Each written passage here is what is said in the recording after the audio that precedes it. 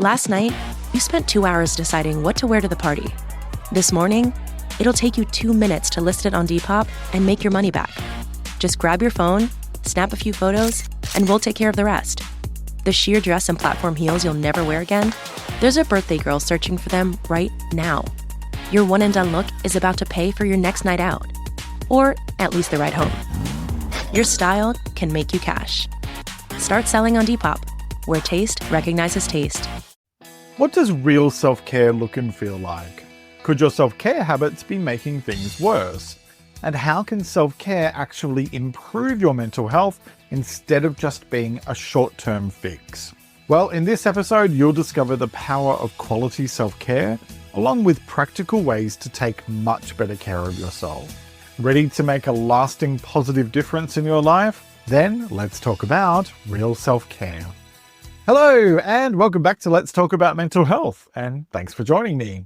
I'm Jeremy Godwin, a mental health counsellor and writer, and I focus on making better mental health simple by exploring the stuff that you can do to tackle issues and improve your mental well-being. I share practical advice based on quality research, plus my own experience with anxiety and depression. And you won't hear interviews or random opinions here, just simple tips that actually work. So, let's talk. What if everything you've been told about self-care is barely even scratching the surface? We hear about it all the time. Light a candle, take a bubble bath, buy yourself something nice. But is that really self-care? Or just temporary self-soothing? And more importantly, is it actually making a difference to your mental health? Because the truth is that real self-care goes much, much deeper than indulgence or a little time out. It's not about escaping your stress for an hour. It's about managing it in a way that actually improves your life. It's looking after yourself in a way that supports your mental, emotional, and physical well-being in the long term. Even when that means making tough choices, or setting boundaries, or doing the unglamorous stuff like going to bed on time instead of watching just one more episode. So today, we're going to talk about real self-care, what it actually means, why it has such a huge impact on your mental health, and how to practice it in ways that genuinely make a difference. Because taking care of yourself isn't just about feeling good in the moment. It's about being well in the long run. And that starts with understanding what self-care really is instead of the overly sanitized and highly commercialized version that we tend to see in the media and online. So let's get ourselves onto the same page with some definitions, and let's talk about what does self-care really mean? Self-care is one of those terms that gets thrown around a lot, usually alongside images of scented candles, fluffy robes, and people smiling serenely while holding an overpriced mocha choco matcha latte. And look, there is absolutely nothing wrong with a bit of pampering. If a long soak in the tub and a good book make you feel like a whole new person, then go for it. But real self-care, the kind that genuinely makes a difference to your well-being and even your soul, goes so much deeper than that. It's not just about quick fixes or momentary comfort. It's about taking care of yourself in ways that actually improve your life in the long term. It's about making choices that support your mental, emotional, and physical health, even when they're not the easiest choices or the most Instagrammable options. Essentially, self-care isn't just about feeling good. It's about being well. So, what does practicing self-care actually look like? Well, it's a bit like maintaining a house. If you only ever focus on making it look nice, throwing in some decor you love and adding a few houseplants, while simultaneously ignoring the leaky roof, then you'll end up with some serious structural issues somewhere down the line. Real self-care means looking after your whole well-being, not just the surface level stuff. It's about setting boundaries and saying no when you need to, rather than overcommitting and burning yourself out. It's making sure you get enough rest Not just by taking naps, as delightful as they are, but by actually structuring your life in a way that allows for proper sleep and downtime. It's eating in a way that nourishes you rather than just giving you a sugar high, moving your body in ways that feel good rather than punishing, and making time for the relationships that lift you up instead of draining you. Practical level self-care might mean scheduling therapy sessions if that's in your budget, or joining a support group instead of just venting to your friends and calling it a mental health plan. It could be meal prepping on a Sunday so that your future self doesn't have to survive on whatever's left in the fridge by Thursday, which by that point is usually just a lone carrot and something that may or may not have once been cheese. It's taking a social media break when you notice that scrolling through your feed is making you feel rubbish about your life, rather than just powering through and hoping the algorithm throws you a motivational quote or two. And sometimes self-care is doing the boring things, paying your bills on time, keeping your living space relatively organized so you don't drown in clutter, or finally booking that doctor's appointment that you've been putting off for ages. When it comes to self-care in a mental health context, it's about actively managing your emotional well-being instead of just hoping that everything sorts itself out. It's checking in with yourself regularly and asking, how am I actually feeling? What do I need right now? It's learning to recognize when you're overstimulated and need some quiet, or when you've been isolating yourself for too long and need to reach out. It's being mindful of what you consume, not just food, but also the content you watch, the news you absorb, and the people you surround yourself with. It's doing things that calm your nervous system, whether that's journaling, deep breathing, or just getting outside for some fresh air. Because let's be honest, sometimes you just need to be at one with nature, or at least have a reason to stare off into the distance dramatically like you're in a music video. The bottom line is that real self-care isn't about escapism or aesthetics. It's about actively looking after yourself in ways that create genuine, lasting well-being. And it's something you do for yourself, not for the feed. It's a long game, and you're the one in control of how you play it. We'll talk about how to do that shortly, but first, let's talk about why proper self-care matters. Okay, so self-care isn't just a nice to have, it's an absolutely fundamental part of maintaining your mental and emotional well-being. The way you look after yourself or don't directly impacts your mood, your energy levels, resilience, and your ability to handle life's challenges. When you neglect your self-care, it's like running a car without ever stopping for fuel or maintenance. You might keep going for a while, but eventually things start breaking down. Poor sleep, chronic stress, emotional exhaustion, and burnout don't just appear out of nowhere. They're often the result of long-term neglect in areas that actually matter. And while bubble baths and Netflix marathons might offer a temporary escape, they won't fix deeper issues like emotional overload, boundary setting struggles, or chronic fatigue. That's why real self-care, intentional, meaningful care that supports your whole well-being is essential. It helps you to function at your best rather than just survive from one stressful moment to the next. The reason that self-care has such a profound impact on your mental health is that your brain and body are constantly responding to the way you treat them. When you're exhausted, overwhelmed, or constantly pushing yourself past your limits, your stress levels rise and you're less able to think clearly or manage your emotions or cope with challenges. Neglecting rest, proper nutrition, or meaningful downtime can lead to increased anxiety, irritability, and even depressive symptoms. And let's not forget how easy it is to fall into negative coping mechanisms when you're drained. Mindless scrolling, emotional eating, overworking, or socially withdrawing all tend to creep in when you're not actively looking after yourself. It's not just about avoiding burnout.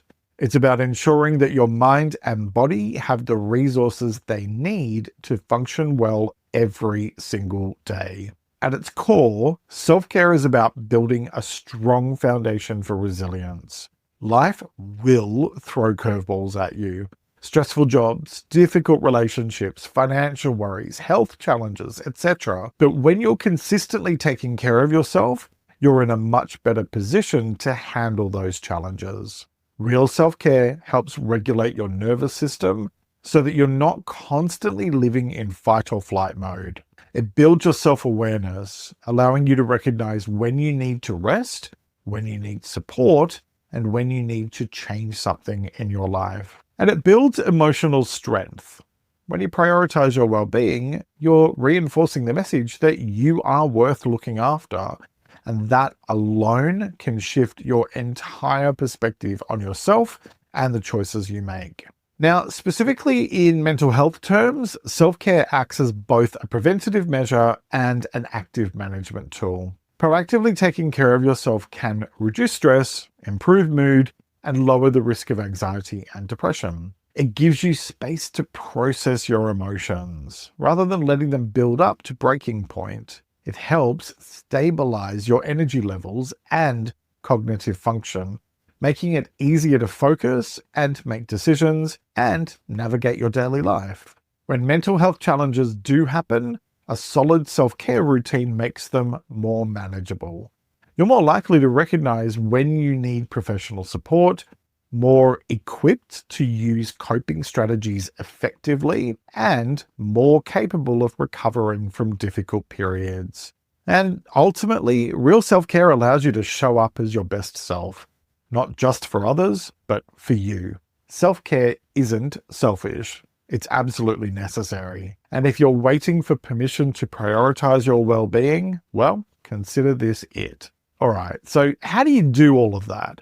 Well, let's talk through some practical ways to manage your self-care, but first, a quick break to hear from the brands who help me create this show each week. Good sleep is everything. That's why Ollie's Science Back Support is made with a blend of melatonin and L-theanine for both kiddos and grown-ups. So when your mind won't switch off, you've got something that can help. Your racing thoughts and restless nights won't stand a chance. Find Ollie Sleep Solutions for the whole family at ollie.com. That's OLLY.com. K-pop Demon Hunters Haja Boys Breakfast Meal and Huntrix Meal have just dropped at McDonald's. They're calling this a battle for the fans. What do you say to that, Rumi? It's not a battle. So glad the Saja Boys could take breakfast and give our meal the rest of the day. It is an honor to share. No, it's our honor. It is our larger honor. No, really. Stop. You can really feel the respect in this battle. Pick a meal to pick a side. Ba-da-ba-ba-ba. At participating McDonald's while supplies last. Pepsi Prebiotic Cola in original and cherry vanilla. That Pepsi taste you love with no artificial sweeteners and 3 grams of prebiotic fiber. Pepsi Prebiotic Cola. Unbelievably Pepsi. And welcome back. Now let's talk about how to practice real self-care. All right, let's start with prioritize rest and quality sleep. And this is the most important place to start because if you're running on empty, then nothing else will function properly. Not your mood, not your energy levels, and certainly not your ability to handle stress. Sleep is the foundation of both physical and mental health, and yet it's often the first thing to suffer when life gets busy. Poor sleep affects everything from emotional regulation to cognitive function, making it harder to think clearly, manage emotions, and cope with daily challenges. You can improve your sleep by creating a consistent bedtime routine, reducing screen time before bed, and setting a regular sleep schedule. Yes, even on weekends. So that leads to my next point, rest regularly without guilt. In a culture that glorifies busyness, it can feel uncomfortable to slow down. But rest is not laziness, it's essential. Your phone needs to be recharged regularly, and so do you. So whether it's taking a break during the day, having a slow weekend, or giving yourself permission to switch off entirely in the evenings, real self-care means recognizing when you need rest and allowing yourself to take it without guilt. You are not a machine, and your productivity does not determine your worth. And besides, sometimes the most productive thing you can do is nothing at all. Okay, next, lower the bar. Because seriously, you're doing too much. Self-care isn't about having to cram 57 wellness rituals into your week. It's about making life easier for yourself, not harder. If you're exhausted, burnt out, or overwhelmed, stop expecting yourself to function at 100% all the time. Give yourself permission to lower the bar. Eat simple meals. Let the house be messy if you need rest. Do the bare minimum for a while, if that's what it takes to get through. You really don't have to prove anything to anyone. Next, set and enforce clear boundaries. A lot of stress, anxiety, and burnout come from saying yes to too much and letting others dictate your time and energy. Boundaries protect your mental and emotional well-being by ensuring that you don't overextend yourself. That might mean setting limits on your work hours, being clear about what behavior you will and won't accept from others, or saying no if and when you need to. And if you struggle with that, check out episode 258 about how to say no without feeling guilty. The key here is to communicate boundaries with confidence and consistency. Saying, I can't take on extra work right now is a complete sentence, and you don't owe anyone a long explanation. So start small if this feels uncomfortable, but remember, boundaries aren't about shutting people out. They're about looking after yourself so you can show up fully in the areas that matter most. I covered how to set healthy boundaries in episode 248 if you'd like to learn more. Okay, next, fuel your body with what it needs. What you eat has a direct impact on your mood, energy levels, and mental clarity. While the occasional indulgence is fine because life's too short not to enjoy cake, a diet built on processed foods, excessive sugar, and caffeine crashes can leave you feeling sluggish and irritable. Real self-care means nourishing yourself properly, prioritizing whole foods, staying hydrated, and eating in a way that supports sustained energy rather than short-lived highs. I've been working with my doctor for the last few months to improve my health, and changing the way I eat has made me feel so much better physically and mentally. And one simple way you can do this is by planning meals in advance so that you're not making food choices based on convenience alone. Think of food as fuel. You wouldn't expect your car to run on empty or on poor quality fuel, so why do the same to your body? Next, declutter your space and your mind. Your environment affects your mental state more than you might realize. A cluttered and chaotic space can contribute to feelings of stress and overwhelm, while an organized and calming space can help you feel more in control. The same applies to your mental space. When your thoughts are scattered, it's hard to focus or to feel at peace. Try setting aside time to tidy up your surroundings, even just one small area at a time, and declutter your mind through journaling, meditation, or simply taking a few deep breaths. This helps create a sense of order and clarity, making it easier to navigate life's challenges. Okay, next, check in with yourself regularly. It's so easy to get caught up in the demands of daily life and forget to check in with how you're actually feeling.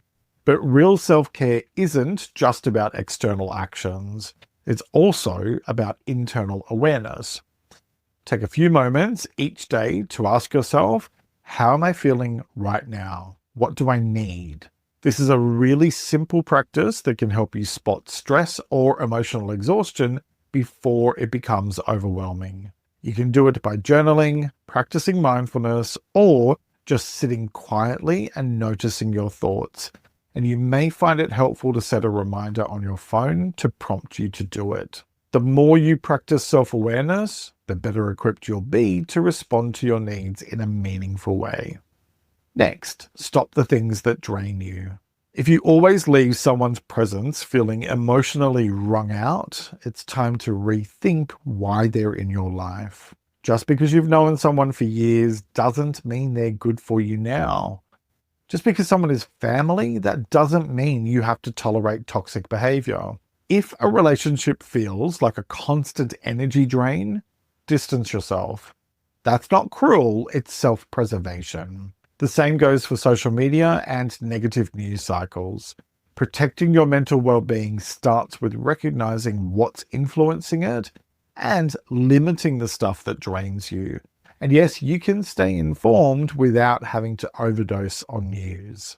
Not everything or everyone that grabs your attention is good for your mental health. So you need to be mindful and intentional about who has access to you and what that access looks and feels like. Okay, next, make time for what brings you joy. Self-care isn't just about managing stress. It's also about actively bringing joy into your life. When was the last time you did something purely because it made you happy? Whether it's a hobby or creative outlet, or a simple pleasure like reading or listening to music, these moments matter. The same goes for people that you connect with the most and who uplift you. Make time for them regularly because maintaining quality relationships takes effort. Prioritizing joy helps to balance out life's challenges, and it reminds you that there's so much more to life than just your responsibilities. Schedule time for fun, even if it's just a few minutes a day. It's not a luxury, it's essential. Next, plan your week with self-care in mind. We schedule our work, our appointments, and our errands, so why not schedule self-care as well? If you don't actively make time for things that nourish you, they tend to get pushed aside. So, at the start of each week, take a few minutes to plan out your self-care priorities for the week ahead. That could mean penciling in a long walk, setting aside an hour for reading, or scheduling a phone call with a friend who lifts your spirits. Try regularly moving your body in a way that feels good for you, spending time in nature, and making time for meditation or deep breathing exercises. These are all simple, no-cost activities that make a massive difference to your physical, mental, and emotional health. The point here is to think of your self-care practices as non-negotiable appointments with yourself and to give them the time and attention that they deserve. Okay, next, stop rushing through everything. Sure, we all know that modern life is fast-paced and borderline chaotic, but constantly rushing from one thing to the next leaves little room to actually experience life. Slow down wherever and whenever you can. Eat your meals without distractions. Take time to properly enjoy your morning coffee. Resist the urge to multitask every second of the day.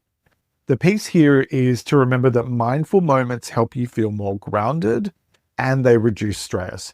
And they also make everyday life just more enjoyable. And while we're talking about this, just bear in mind that in general, things take time. You won't have all the answers immediately or suddenly transform overnight. And it takes time to figure out what's right for you or what camera angles are more flattering or at least less horrifying when you start filming yourself for your podcast videos. So be patient and be kind to yourself. All right, next, find an oddly specific comfort activity. Sometimes the best self-care is doing something that makes absolutely no sense to anyone but you. Maybe it's watching hours of antique restoration videos on YouTube. Mine is actually watching European train review videos where it's like taking the train but from home. Maybe it's choosing to reorganize your bookshelf by vibe instead of alphabetically. Maybe it's listening to the same nostalgic album on repeat because it reminds you of a simpler time. Hello, Spice World. Whatever it is, if it makes you feel calm or happy, it's valid. So do what makes you feel comforted. Okay, next, stop buying stuff you don't need because retail therapy is a lie. Look, I'm certainly guilty of this one. I own far too many Funko Pops and my collection has been expanding a bit too much.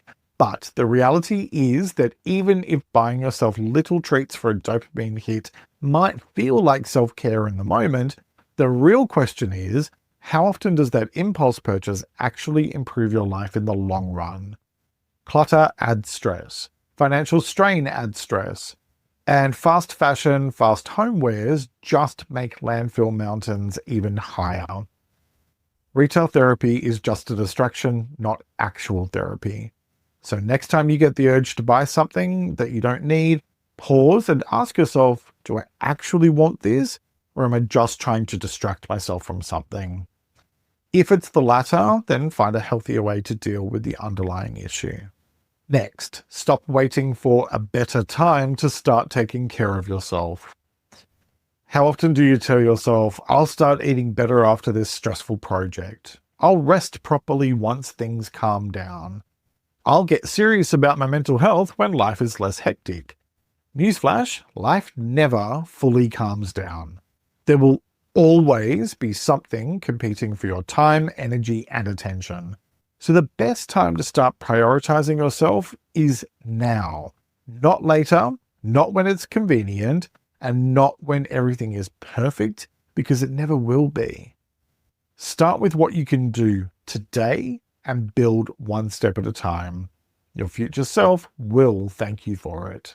Okay, next, ask for support when you need it. One of the biggest acts of self-care is recognizing that you don't have to do everything alone. Whether it's reaching out to friends, family, or a professional, or joining a support group if your budget doesn't stretch to counseling or therapy, asking for help is a sign of strength, not weakness. Mental and emotional well-being are built on connection.